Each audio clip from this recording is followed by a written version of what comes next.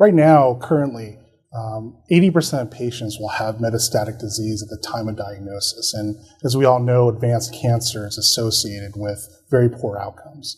In this case, in pancreas cancer, folks live on average about 6 months after the time of diagnosis, mostly because of the metastatic disease. And what we're trying to do here is we're trying to identify this cancer long before it's metastasized, and perhaps even long before we can pick it up on current clinical testing. And so that's where some of our technologies we're hoping that some of our technologies will come to bear in that respect.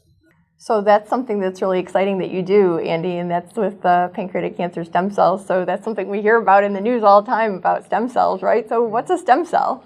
Well, I think Dr. Simeone could probably answer that best. Well,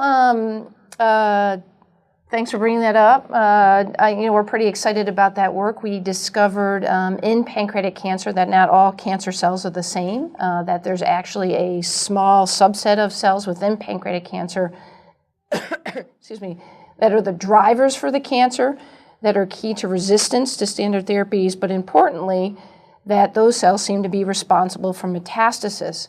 And we did that work initially with human specimens, but the really cool thing is Andy validated that concept in genetically engineered mice. And maybe, Andy, you can tell them about that nifty mouse model you created and what that showed. Yeah, so it turns out it's very difficult to study pancreas cancer in patients because by the time we find most of these patients, there's advanced disease.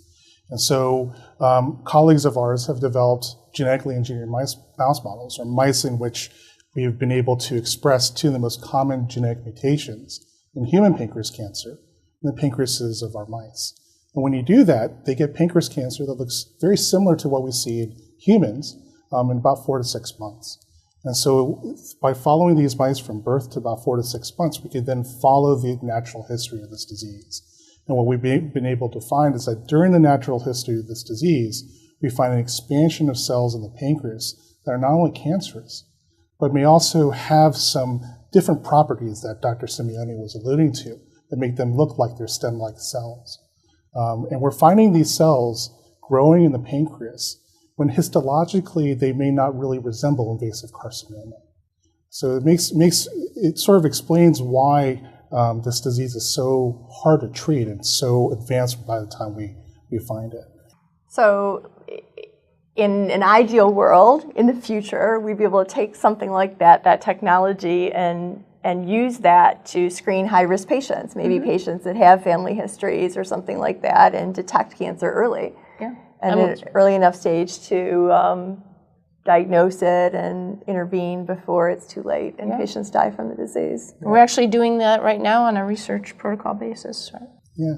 Using the mouse model, we've been able to identify several potential biomarkers which may tip us off as to whether or not there may be early disease of the pancreas that we can't necessarily pick up on a CAT scan or MRI or an endoscopic ultrasound. And so this is the study that Dr. Simeone has been mentioning, clinical trials where we're testing these biomarker blood tests to see whether or not we can pick up cancer before we can really diagnose it using current clinical testing.